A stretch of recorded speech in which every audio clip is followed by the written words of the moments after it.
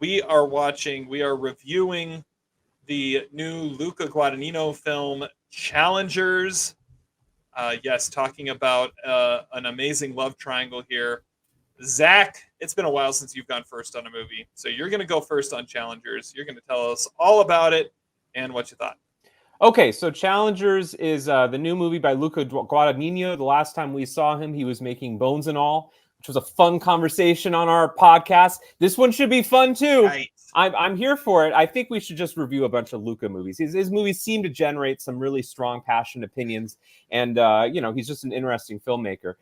This movie also stars Zendaya and Josh O'Connor, who I've never seen before, and Mike Feist, the guy from West Side Story. And they are in a love triangle. They are a trio of tennis players who have a long and tenuous history with each other. And the movie kind of jumps back and forth out of chronological order. But the baseline is that they all met as younglings in the up-and-coming tennis racket, no pun intended. And they developed infatuous feelings for one another. Certainly Zendaya was sort of the core of it, and Josh and Mike kind of battle each other out for it, but maybe there's some homoerotic undercurrents in their relationship too. If you've seen the trailer for this movie, you got the Rihanna song blasting, and it looks like they're going to have a threesome. The movie's pretty tame, actually. I hate to spoil it, but this is like barely an R-rated movie. I'm not even really sure. I think it was probably a smart decision to try to go for a PG-13 movie, because most of the intensity from this movie comes from their verbal altercations with one another.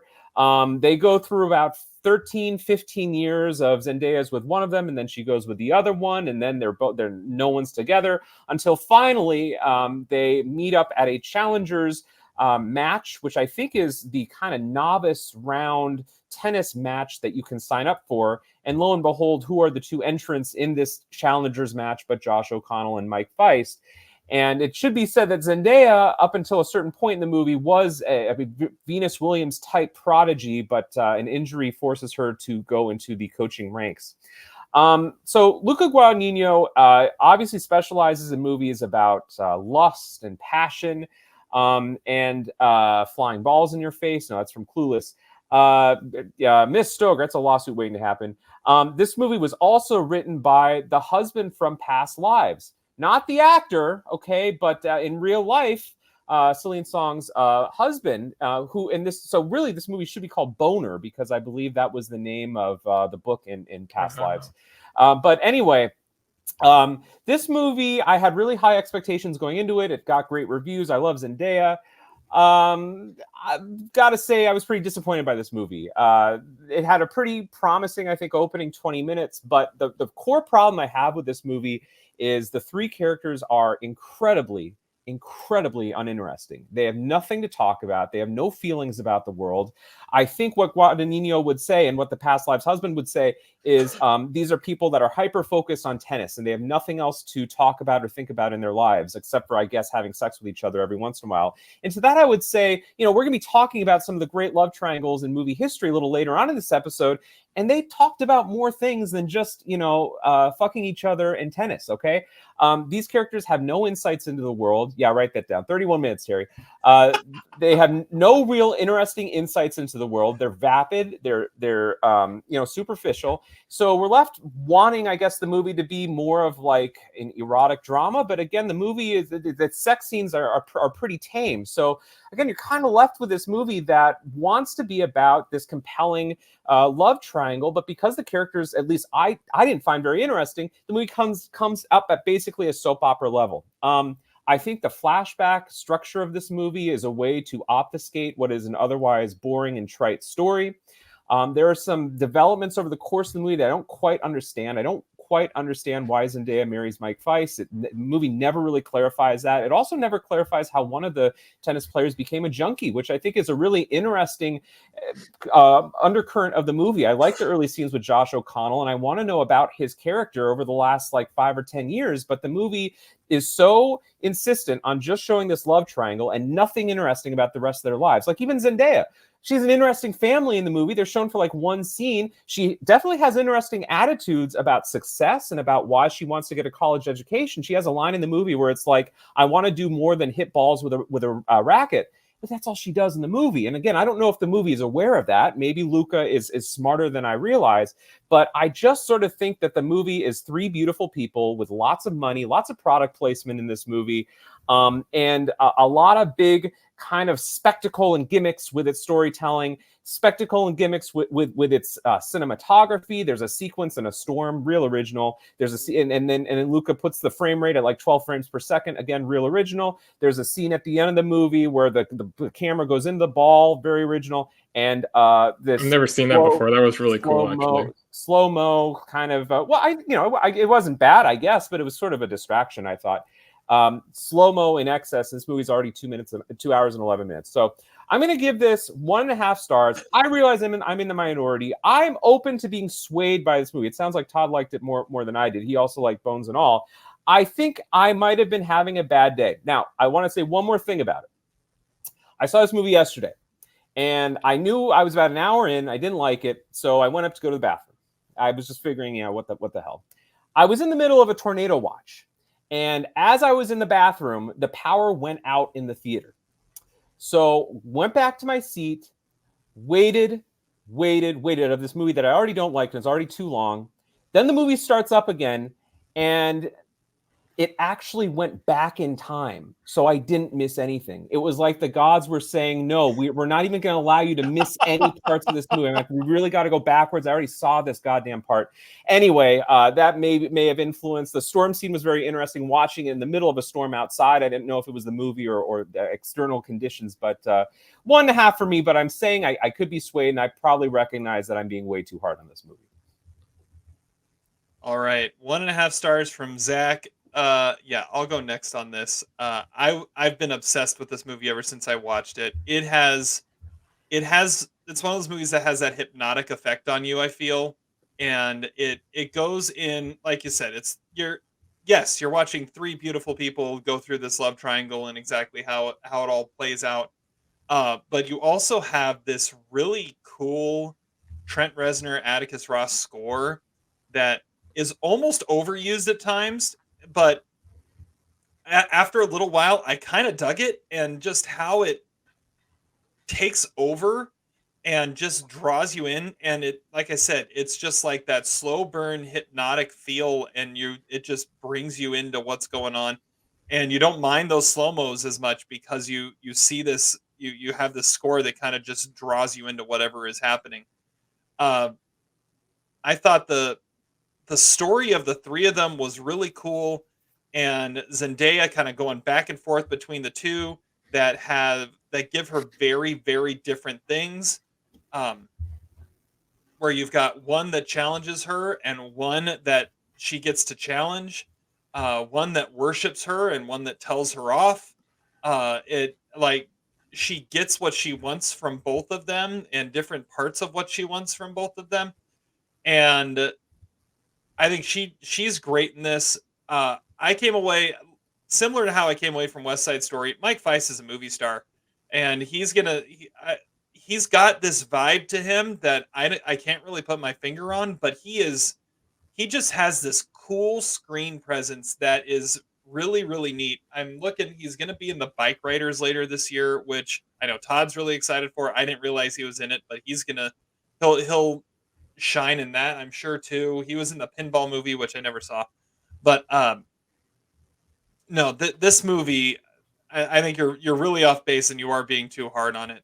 At first I was thinking I would be kind of closer to you, but as it kept going, I was like, no, this is, and then you get to the end, and I was thinking this is a movie as it's going on, like, how are they going to end this? Like, how, and the way they finally play it out, I'm like, this is perfect. Like, you could kind of see some of it coming from a mile away. It's like, okay, stop with the slow-mo, actually get to what you were obviously going to do. But it was so cool though. It was the best way to end it. I love 3.5 stars. It's a 3.5 star movie for me. I was totally, like I said, obsessed with this movie from the moment I watched it, and still am. It's awesome. All right, Todd, tell us why it's a 3-star movie. Well, I don't know. This movie takes his tennis very seriously. To me, it reminded me Yes. of like a Creed movie. You know, it's a boxing movie with a love triangle essentially, and like the tennis is the stand-in for a lot of other things and dynamics between the characters.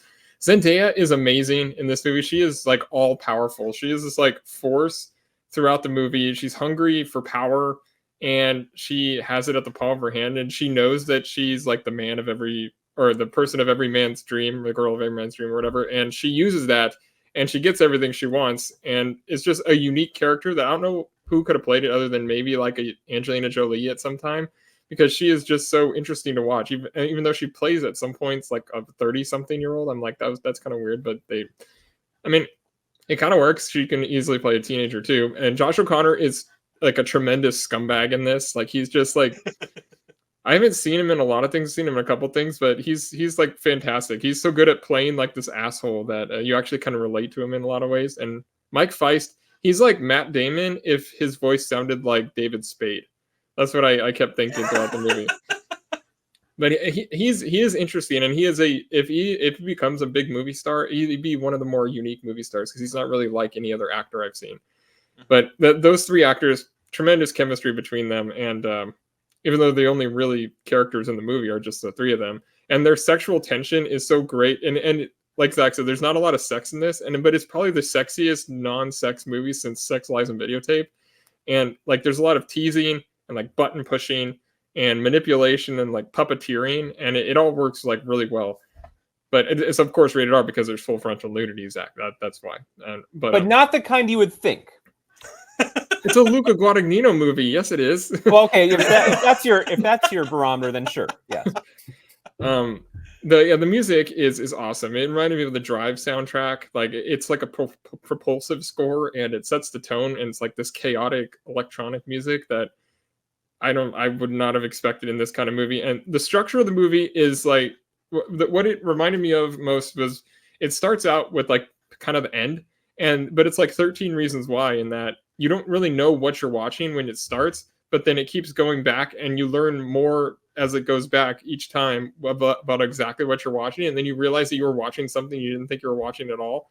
And I think that is awesome, and there's enough there to be like a TV series, but this movie absolutely kills in its form, and I think it blows by. And the tennis scenes are like everything. They're the most authentic looking tennis scenes I've ever seen in a movie.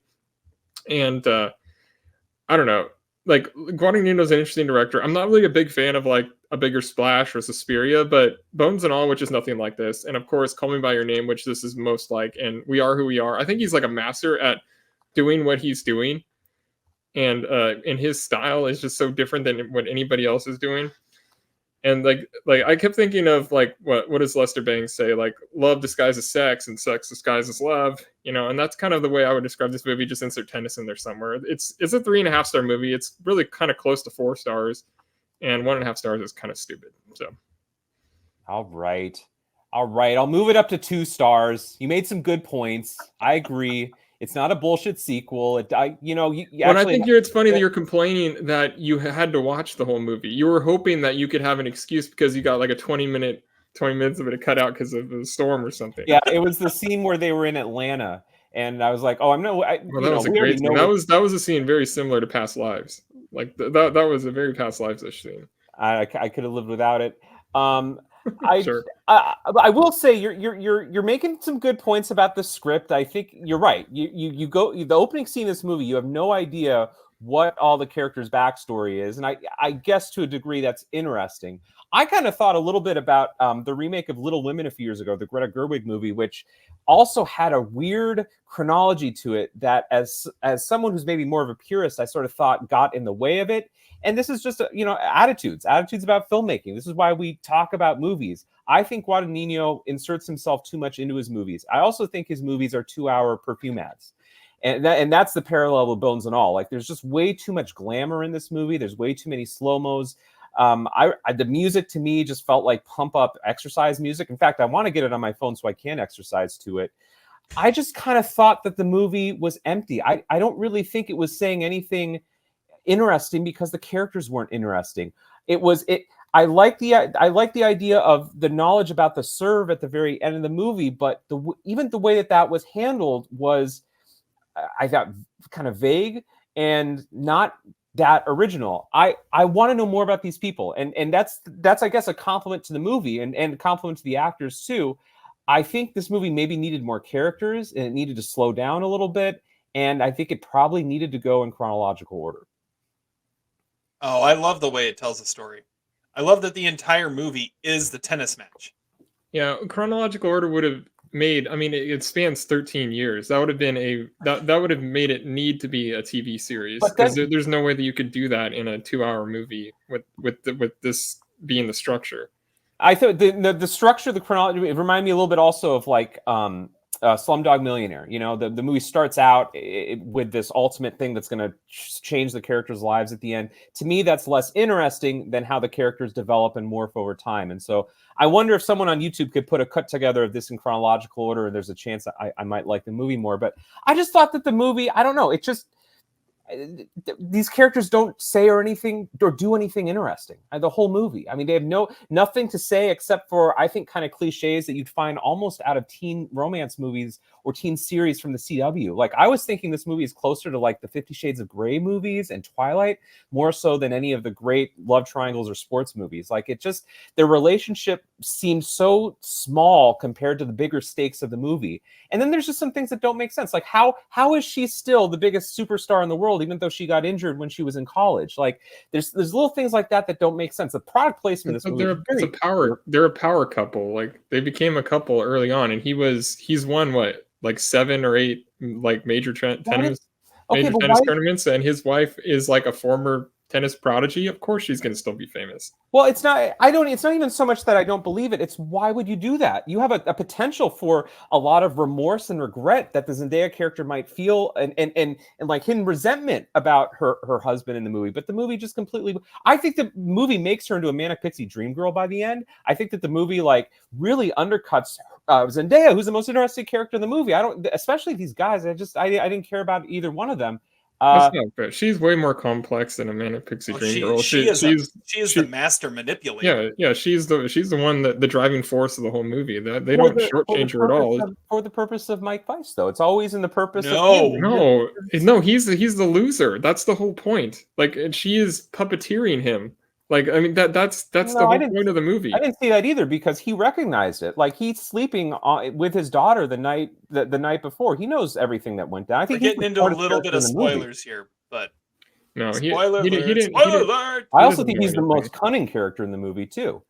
But hey, you know what? I mean, this is in a way a testament to the movie, because you're talking like the characters are rounded and complex, but you know, I didn't see it. But if you're worried about your life because there's a storm going on, you might not catch all the nuances of the story. Well, I just thought that the movie, it had an interesting premise, it had interesting actors, it had an interesting situation. I think the problem is Guadagnino got in the way, and the movie, I think the more you think about it, I think undercuts and undersells Zendaya's character, when I think she would have made a more interesting movie than the focus on the bromance. Because then it would have been something like King Richard, and that's not interesting. What's interesting is her becoming the powerful one, and that's what she is. Like, she's everything in the movie, and she's playing both of them, and she is the taker in this, and she is taking from them what she needs. Like that, and that's what you get to. I mean, the whole, what you get by the end of it is that the whole match, she planned that entire thing because she needed her guy to step up and get back to who he was. And the only way he could do that was through every circumstance that she put in place to make that match happen the way it did. And that goes back all the way to their first encounter, which she completely, puppeteered this, like them hooking up with each other. And she's like, oh yeah, and I'm doing this because I want to watch some good tennis tomorrow. And it was all for her own personal gain. Like, she is the master in the movie. Like, I don't know how you could make her a greater character than what the movie did. Because she has probably the fewest lines of any of the characters, and she's the most interesting character. I agree with you. And she may well be a manipulator, and I think the movie wants us to think that. But I think it's just it's to me it's routine. Like what you're describing is no different than 50 Shades of Grey or Twilight. I've never It's just seen like, anything like this movie. I mean, honestly, I was really close to 4 stars. So it's and because of how original it was. If it was more what you're talking about, then yeah, it wouldn't be as interesting. But I don't know. I was blown away by it, and I wasn't necessarily expecting that. And have you ever seen 3 actors who could more realistically portray an 18-year-old and a 32-year-old all at the same time? Like they all 3 of them pull it off really well. And they all look like tennis players. Yeah. Like their builds and how they move, they even look like they know how to play tennis. Which surprised me because like you go back to West Side Story, Mike Feist was a skinny little beanpole, and that dude is jacked in this movie. Best scene was the sauna scene. That's what that scene was. Was an awesome scene. I don't know. Like I said, I've been obsessed with this movie ever since I watched it Friday night. I think the way that you describe the movie makes it way better than it actually is in watching it. Like what you're talking about does sound really intriguing, and I would be open because to. That's the movie. I don't think that's the movie. I don't know what you were watching. I think it's interesting that you have those interpretations about the characters, and your knowledge, like your praise of the movie, I think is valid. But I just didn't see it. I must have watched another movie. I just thought this movie, and I think I understood everything that was going on, and maybe I didn't. I don't know. But to me, the movie was just kind of lame scene after lame scene. But there probably is something there. I don't know. That's why I'm moving it up to 2 stars. It's better than Monkey Man. And I think I started thinking that at first, but then it just slowly, for me at least, it just slowly pulled me in and pulled me in and pulled me in. And before I knew it, I was right there with everybody in those last scenes of what's going to happen. How's this going to play out? I thought the first half was better than the second half. I kind of stopped caring about the chronology or even the match at the very end. Because you had the power go out. No, I don't. No, the movie was interesting. The setup was really interesting to the movie, and I thought the best scene in the movie was the scene that was the preemption to their menage a trois, and to me that could have signaled what I thought was a more unique direction that the story could have taken, which is the homoerotic elements between Mike Feist and Josh O'Connor, which I think the movie does a little bit, but I'd like to see more of. Well, Guadagnino didn't write the movie. That's true. Celine Song's husband did. But if he had, then you would have definitely more of that. That's what I'm saying. I don't know. I don't think you needed it. I think you had. It was just enough to mess with things and for Zendaya to play with. I think that was, yeah. Anyways, let's move on. 3.5 stars for Todd. 3.5 stars for me. 2 stars for Zach. We at least got him to bump it up a 0.5 star. That's good.